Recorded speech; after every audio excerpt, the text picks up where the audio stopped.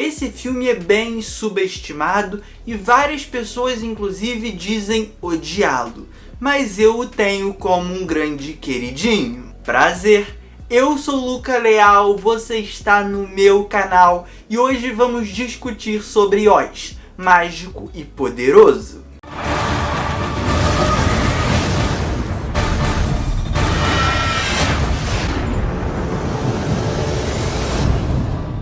Oscar, que atende pelo apelido de Oz, é um morador do Kansas e trabalha como ilusionista.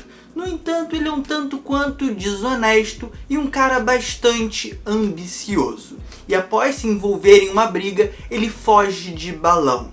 Mas não esperava encontrar um tornado, um furacão, que o leva para um mundo mágico. Oz, Mágico e Poderoso, filme lançado em 2013, conta com direção de Sam Raimi, que provavelmente você conhece por ter dirigido também os filmes do Homem-Aranha do começo dos anos 2000, Doutor Estranho no Multiverso da Loucura mais recentemente e os primeiros filmes da franquia Evil Dead. E aqui ele tá numa empreitada um tanto quanto inusitada, longe do cinema de super-heróis e longe do terror. De certa forma, adaptando uma história clássica. Ele está fazendo uma espécie de prequel de O Mágico de Oz. No entanto, com algumas questões jurídicas envolvendo isso daí. Afinal, esse é um filme da Disney. E O Mágico de Oz clássico, que todos conhecemos, que conta a história da Dorothy, é um filme da Warner. Lançado lá em 1939, que revolucionou de certa maneira a indústria, trazendo ali as cores como um elemento narrativo muito importante.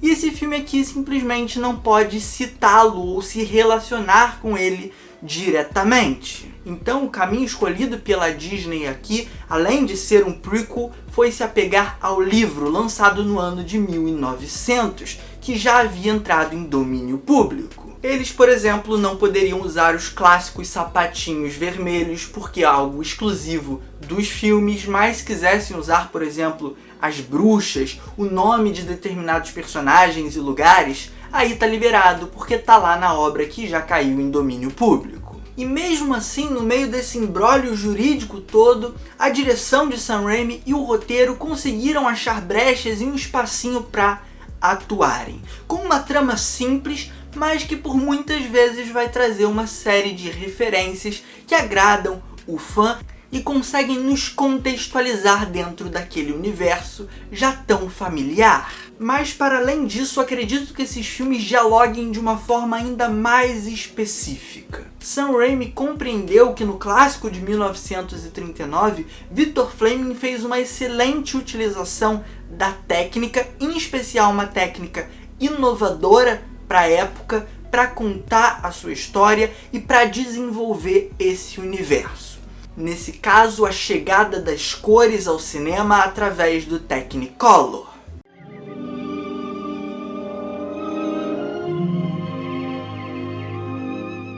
E compreendendo essa lógica, aqui em Oz, Mágico e Poderoso, nós temos a utilização do 3D e dos efeitos computadorizados. E isso vai acabar por trazer toda uma personalidade, uma identidade ao filme. Ele é sim artificial, e isso não é necessariamente ruim, assim como em Speed Racer, esse é o principal mérito do filme, a construção desse universo em cima dessas bases. Inclusive é um filme extremamente colorido também, vibrante, com um tom fantabulesco, um tanto quanto caricato, mas ainda assim muito gostoso e convidativo. É sim um universo composto por telas verdes que destacam os personagens do fundo, mas isso está tão bem composto em cena e tão bem utilizado para a construção dessa identidade que eu mencionei, que não gera o mínimo de estranhamento. E essa artificialidade que eu menciono não está só nos efeitos visuais, nos cenários, nas construções enormes em CGI,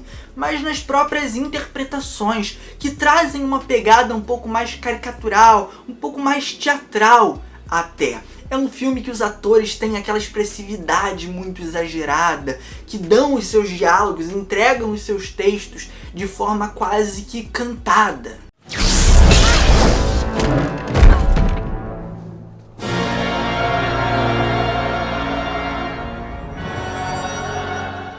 Inclusive acho que existe um deslize nesse teor um pouco mais caricatural das interpretações no próprio protagonista. Eu não acho que o James Franco consegue sustentar esse filme como deveria. Ele é um ator um tanto quanto mediano, e aqui eu realmente vejo ele deslizando e às vezes se levando mais a sério do que precisava. Eu preciso novamente sair dessa zona das interpretações e voltar a resgatar esse debate sobre a construção do mundo, essa plasticidade, essa artificialidade, porque ela se reflete muito nos cenários externos, nas paisagens grandiosas, nas florestas, mas ela não se dá tanto nos ambientes internos, no interior dos castelos, das casas. Ali eu já sinto que a abordagem de Raimi é um pouco mais pé no chão, se assim eu posso dizer. Afinal, algumas das inspirações para a construção desses sets passa por todo aquele exagero dos anos 20 e 30 em Hollywood.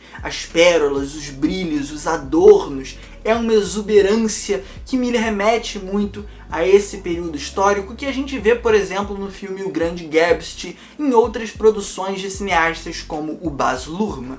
Nos figurinos das bruxas, por exemplo, essa inspiração também vai aparecer de forma bem evidente. O design daqueles acessórios na cabeça, dos vestidos, os colares de pérola, os anéis, tudo me remete a Hollywood anos 20, anos 30, glamour, exagero, luxúria. E acho essa uma escolha extremamente ousada e inusitada, principalmente para você tentar estabelecer esse diálogo entre a artificialidade do exterior e esse mundo um tanto quanto pomposo e crível do interior. E para além disso, eu preciso voltar a mencionar o Sam Raimi e falar um pouquinho sobre a decupagem, o trabalho de câmera empregado aqui, que por muitas vezes vai seguir uma abordagem mais convencional, mais tradicional.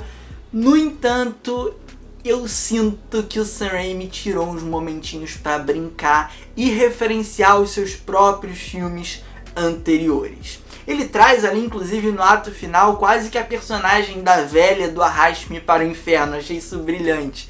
Mas para além disso, ele vai utilizar os planos que ele usa para representar o demônio em Evil Dead, para representar a visão dos macacos voadores. Acho essa uma sacada ótima. Gosto de como ele trabalha a escala, a grandiosidade, sombra, contraste, as silhuetas muito marcadas. Existem uns planos gerais ali no filme que a gente vê o personagem bem pequenininho, só a silhueta mesmo, e são quadros em tela.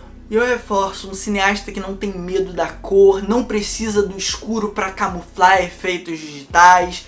Como o filme abraça a artificialidade, ele não precisa esconder um CGI que seria tido como ruim por não atender determinados aspectos que buscam uma realidade.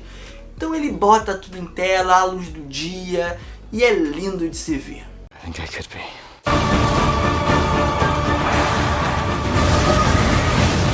As minhas críticas ao filme acabam caindo muito pro lado do roteiro, do texto, como essa história vai progredir e principalmente em algumas soluções pensadas para alguns personagens. Eu não gosto, por exemplo, do, entre aspas, triângulo amoroso que existe ali. Nenhuma das relações dessa relação acaba funcionando de fato, você nunca vai acreditar naquilo. E aí ele tenta usar esse triângulo como uma motivação para antagonista e também não cola. E para além disso, eu também me incomodo um pouquinho com algumas referências um pouco mais bobas ao filme de 39 e ao livro original, coisas que realmente não cabiam naquela história nova que estava sendo contada e que ficam parecendo mesmo uma homenagem solta, um fanservice barato. Eu não vou entrar em spoilers, mas você vai saber do que eu tô falando quando assistir ao filme. É uma menção a um espantalho aqui, é um leão ali, é uma questão de umas medalhas aqui, vocês vão entender. Mas essa, de certa forma, é uma característica do cinema moderno, esse cinema que sabe que está sendo visto e quer espalhar essas coisas para o público, para agradar de certa maneira. É uma lógica que surge ali a partir do Vértigo, um corpo que cai, mas é uma discussão um pouco mais profunda, um pouco mais complexa. Inclusive tem vídeo aqui no canal sobre Vértigo, vou botar o card aqui em cima, é bem interessante, eu já estou me desviando do assunto. Agora, fazendo uma visão geral, Oz Mágico e Poderoso não é nenhuma obra-prima, mas é um daqueles filmes da Disney que ainda exala uma certa magia, desculpa o trocadilho. Ele possui muita identidade, parcela disso por conta de Sam Raimi, que está na direção, segurado ali por umas rédeas do estúdio, mas eu consigo ver características bem fortes dele. Gosto de como ele trabalha os cenários, essa artificialidade, eu gosto do desprendimento dos personagens com relação ao fundo. Em outras produções que buscam um realismo, a gente criticaria isso, mas aqui cai como uma luva. Assim como essa trama mais singela, com um tom fantabulesco, que tenta passar uma lição, uma mensagem boa para as crianças. Cara, é super gostosinho, é um filme bem divertidinho, que traz de certa forma uma homenagem ao original, aos clássicos do cinema e ao próprio cinema. O Oz talvez seja um dos grandes cineastas da ficção. Mas e aí, o que você acha desse filme? Me conta aqui nos comentários, vamos trocar, vamos dialogar. Você é daqueles que odeia Oz o Mágico e Poderoso? Vocês já perceberam que gosto bastante. Aproveita, deixa o like e se inscreve no canal, ativando o sininho para receber as notificações. Sempre que eu postar um conteúdo novo, o YouTube te avisa, me ajuda e te ajuda muito. Você não perde nada e eu ganho a sua visualização, que é muito importante. Compartilha também e é isso. Valeu, falou e fui!